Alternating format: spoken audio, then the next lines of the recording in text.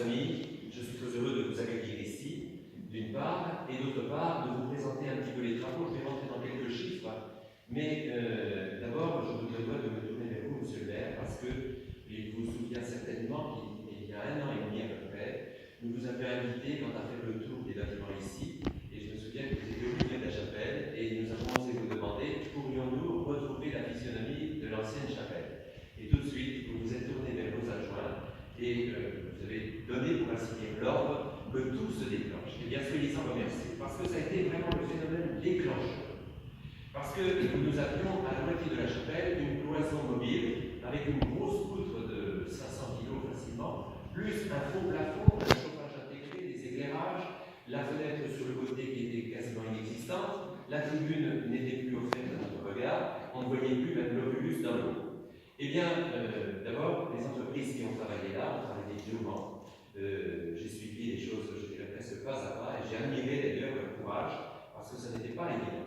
Et il y avait surtout la partie du fond de la chapelle dont le mur avait besoin d'être repris entièrement parce que tout était disjoint.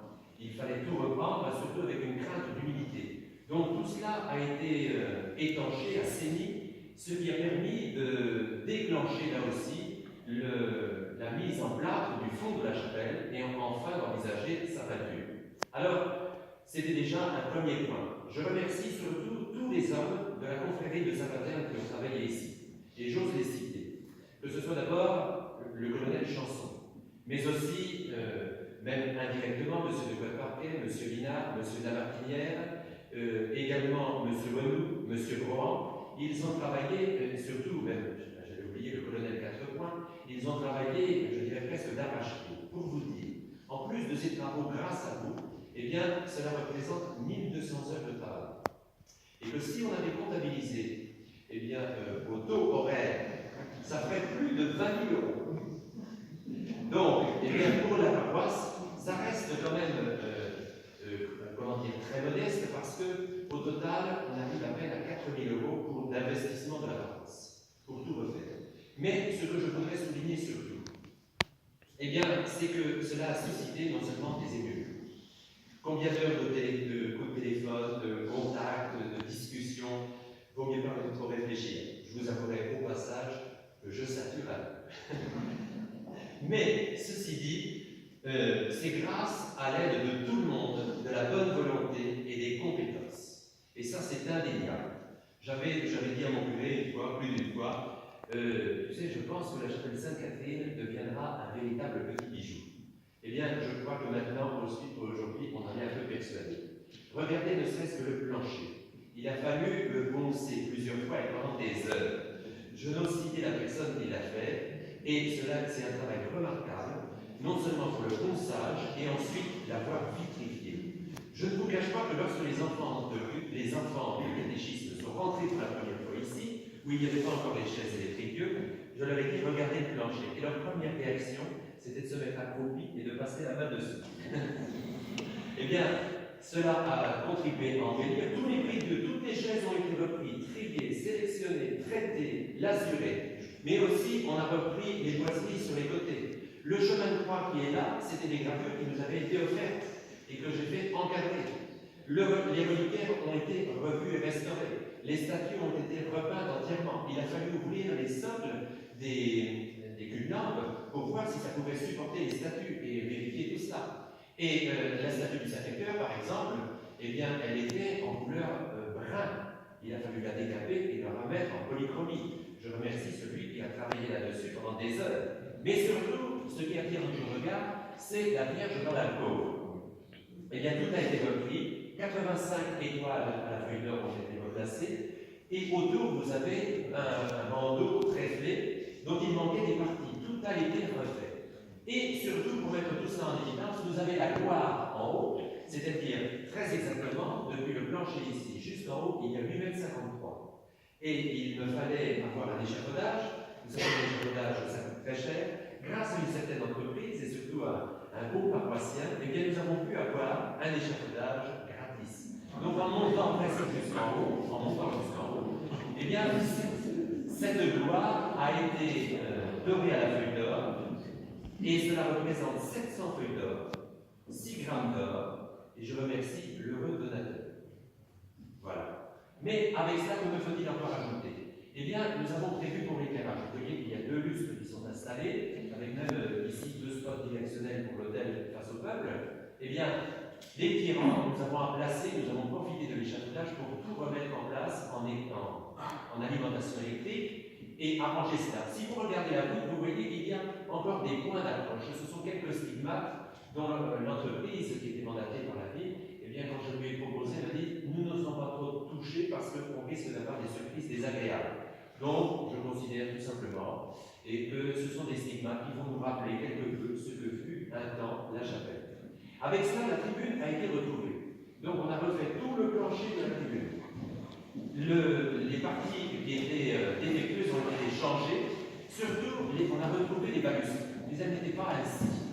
C'est-à-dire que, grâce au colonel Chanson, j'ose citer, eh bien, on a fait des trompe-l'œil pour avoir un petit relief sur la balustre et placer un rideau derrière en remettant l'harmonium d'origine qui était en bas autrefois. Et c'est dommage que Jean-Michel Noël ne soit pas là, parce qu'il me disait lui-même, mais moi je venais tous les jeudis après-midi ici et je travaillais sur l'harmonium, mes gammes, les harmonies et tout. Je faisais mon déchiffrage ici le jeudi après-midi, parce que c'était à l'époque l'après-midi de récréation. Et donc il était ému de savoir que l'harmonium remontait à la petite histoire au passage, il ne passait pas par l'escalier. Alors il était allé à la force des bras avec les chaînes en tirant avec les cordes.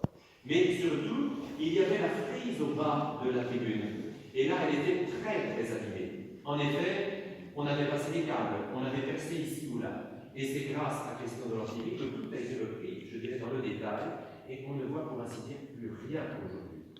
Alors, vraiment, soyez-en remerciés. Qu'est-ce que je peux rajouter à ça? Eh bien que, par exemple, vous avez le tableau de Notre-Dame du Perpétuel Secours. C'était une dévotion qui était bien connue ici dans le château, très usée. Eh bien, quand je passais à Rome, j'étais à l'église Saint-Alphonse de Liguori.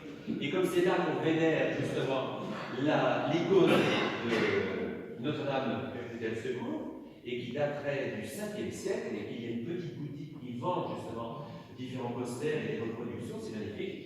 Je me suis dit, parti, voilà, pour la chapelle de Sainte-Catherine, ce serait bien. Et donc je l'ai rapporté comme ça. Alors vous voyez, ce sont des choses qui s'additionnent petit à petit. Et il y avait surtout un autre gros travail, au passage, c'est qu'il y avait un compteur électrique qui était là, et qui était vraiment laid.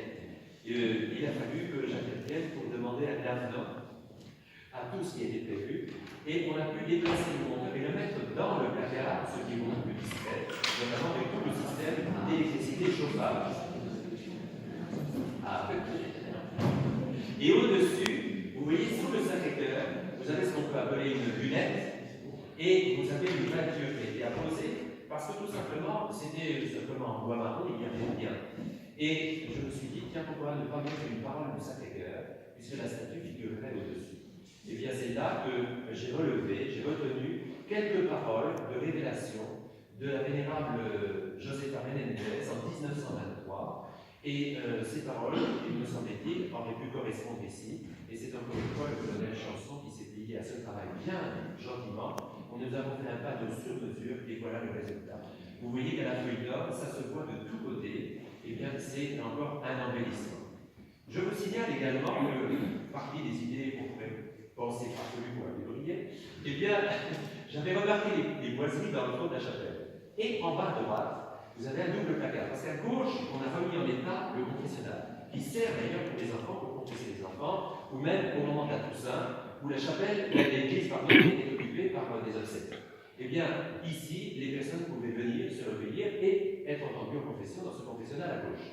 Mais à droite, vous aviez un placard, eh bien, dont on a changé ne serait-ce que l'ouverture des portes, pour que ce soit un vis-à-vis, et à l'intérieur, nous avons tout aménagé. C'est-à-dire que vous le verrez peut-être pas maintenant, parce que ça n'est pas encore terminé, c'est une crèche fixe. C'est-à-dire que tout l'intérieur est en bleu, un beau bleu turquoise, avec l'éclairage incorporé, et donc tout va être aménagé pour le temps de...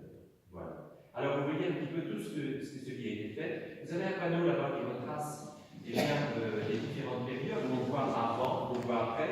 Les anges qui sont ici, les anges adorateurs, dont j'aime dire d'ailleurs qu'ils rappellent les chérubins sur l'arche d'Alliance, eh bien, il leur manquait des bras, ils n'avaient plus d'ailes. Il a fallu tout refaire, ils étaient employés, Et puis, certains le savent parce que je l'ai raconté X fois, mais je le redis encore une fois, eh bien, ces anges qui sont là, ils étaient dans le grenier du presbytère. Et je me disais, mais d'où proviennent-ils? Où étaient-ils? Donc, j'avais beau réfléchir, peut-être un ancien maître d'hôtel à l'église ou autre. Et en fait, si l'on regarde les visages des anges, ça correspond étrangement avec celui de la Vierge. Et je me suis dit tout simplement, eh bien, comme il y avait des socles, ça devait venir très probablement d'eux. Et c'est quand vous êtes venu, monsieur le maire, il y a 1 an et demi ici, vous avez aperçu justement cela, il n'y avait pas encore un hôtel comme cela, parce que tout a été refait. Et donc, on a tout reconstruit, le tabernacle aussi, puisqu'il était complètement en pièces démontées dans la cave ici. On a tout remonté avec un coffre en hêtre, capitonné. D'ailleurs, je remercie la tapissière qui a fait cela. Et puis, donc, j'ai pu comprendre également que le ciborium qui est au-dessus, eh bien, il provenait de là. Et par hasard, par la suite, j'ai vu une photographie qui présentait ce ciborium sur ce tabernacle.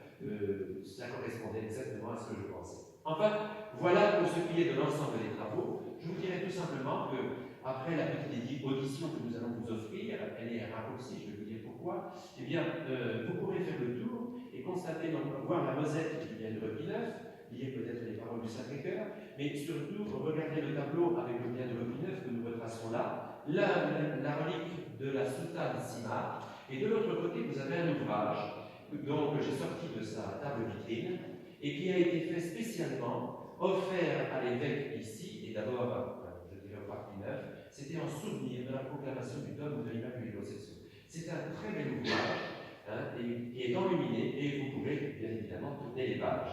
Alors, avec cela, eh bien, nous ne faisons encore à l'église de Bretagne. Ils sont tous bloqués à Rennes, avec les événements d'aujourd'hui. Qui plus est, les parents étaient même inquiets parce que se disant, si vous arrivez à partir, pourront-ils revenir? Il vaut mieux éviter tout problème. Même Jean-Michel Noël n'a pas pu venir, et je pense qu'il en est désolé parce que c'est vraiment un enfant de la paroisse. Alors, je dirais, pour essayer de compenser quelque peu, déjà nous avions pensé avec la scola chantée depuis la tribune, vous apprécierez, eh bien, nous chanterons tout simplement d'abord l'introïte Salve Sancta Parens, et nous rajouterons le Salve Regina ensuite. Mais j'aimerais vous servir une petite parole que j'ai extrait du pape Paul VI. À la